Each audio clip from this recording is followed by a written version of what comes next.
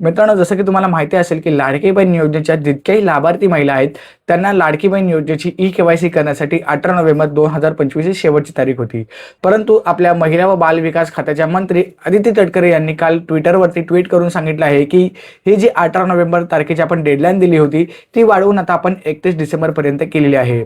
आता प्रश्न राहिला आहे की ज्या महिलांचे वडील हयात नाही आहेत किंवा पती हयात नाही आहेत किंवा डिवोर्स झालाय, अशा महिलांनी ई-के-वाय-सी कशी करायची? तर त्यांनी त्या ट्विटमध्ये त्याचंही उत्तर मेन्शन केलं आहे की त्यांनी स्वतःची ई-के-वाय-सी करायची आहे. स्वतःची ई-के-वाय-सी करायची आहे म्हणजेच आपल्याला तिथे स्वतःचा आधार नंबर टाकायचा आहे की कोणाचा हे टाकायचं आहे, हे तिथे त्यांनी सांगितलेलं नाही.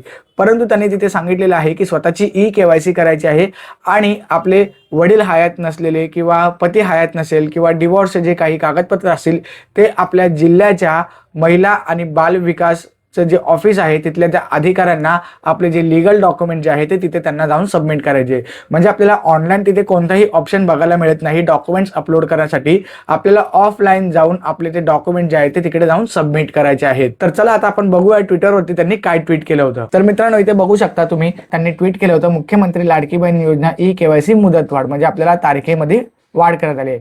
18 नोव्हेंबर 2025 पूर्वी सर्व लाभार्थी ई-के-वाय-सी प्रक्रिया करावी अशा सूचना यापूर्वी देण्यात आल्या होत्या. लाडकी बहीण योजनेच्या ई-के-वाय-सी करण्याची अंतिम मुदत आता 31 डिसेंबर 2025 पर्यंत वाढवण्यात आली आहे. म्हणजे आपल्याला 31 डिसेंबर 2025 पर्यंत मुदतवाढ मिळालेली आहे. तसेच ज्या पात्र लाभार्थी महिलांचे वडील किंवा पती हयात नाही आहेत किंवा घटस्फोट झाला आहे, त्या लाभार्थी महिलांनी स्वतःचे ई-के-वाय-सी करावे. आता स्वतःचे ई-के-वाय-सी करावे म्हणजेच तिथं लाभार्थी आणि पतीच्या किंवा वडिलांचा आधार कार्ड नंबर टाकायचे. तिथे दोन्ही ठिकाणी स्वतःचा आधार कार्ड नंबर टाकायचा आहे की अजून कोणाचा टाका आहे याबद्दल तर शंकाच आहे. व त्यांचे पती अथवा वडील यांचे अधिकृत मृत प्रमाणपत्र व घटस्फोट प्रमाणपत्र किंवा माननीय न्यायालयाचे आदेश याची सत्यप्रत संबंधित जिल्ह्यातील महिला व बाल विकास अधिकारी यांच्याकडे जमा करायची आहे. म्हणजे आपल्याला ऑफलाईन जाऊन आपली कागदपत्र जे आहेत ते सबमिट करायचे आहेत.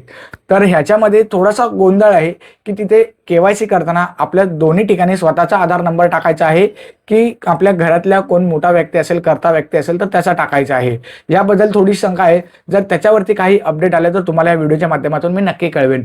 तत्पूर्वी तुम्ही आपल्या चॅनलला सबस्क्राईब करून ठेवा, कारण की अशाच आपल्या चॅनलवरती व्हिडिओज येत असतात नवनवीन. लाडक्या बहिणी संदर्भात पण तुम्हाला अपडेट चॅनलवरून मिळत जातील. तर कृपया चॅनलला सबस्क्राईब करायला विसरू नका. तर चला मित्रांनो, आजच्या व्हिडिओमध्ये फक्त एवढंच. भेटूया अशाच एका महत्त्वपूर्ण नवीन व्हिडिओमध्ये. जय हिंद, जय महाराष्ट्र.